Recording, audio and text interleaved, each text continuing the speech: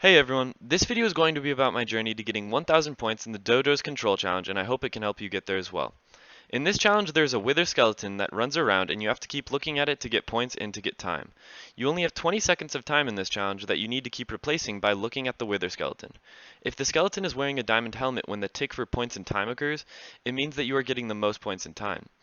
I'm not sure why, but for some reason you have to look ahead of the skeleton to get the diamond helmet, and you have to look further ahead of it depending on how fast it is moving.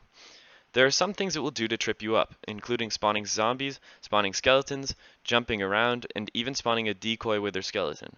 At first I thought that the zombies were the worst of all of these abilities, but once I used the trick of just ignoring the zombies, I found they weren't a big deal. As long as you keep your focus on the wither skeleton through the zombies, then you won't lose time or stop getting points. If you walk into the zombies, then they won't knock you back too far and you won't fall into the lava either. When the skeleton spawn, you can just begin to move left and right while keeping your eyes on the wither skeleton. Remember that the wither skeleton is the only thing that matters in this challenge, so as long as your aim is good, even if you get hit by an arrow, you will do well. For the wither skeleton jumping, I just slowed down my mouse movement because the jumps are always the same speed even if the skeleton isn't moving quickly.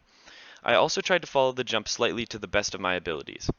The last ability the wither skeleton can use is the decoy skeleton. After completing the control challenge, I would argue that this is the most annoying ability because of how it is practically a guess which skeleton is the real one for at least a second or two. You can tell which skeleton is the correct one because of a couple reasons. One being that the decoy is covered in smoke particles which spawn in after a second.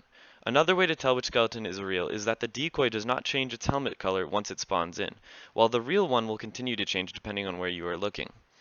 You should also keep in mind that even if you have the max amount of time, which is 20 seconds, keeping the diamond helmet is important because it gives you more points quicker, making the 1000 points easier to achieve in a shorter time. After following this advice, you should be able to get to 1000 points without too much trouble, as long as you don't get trolled by lag. If you don't give up, you will succeed eventually. I believe in you guys, and have a great day.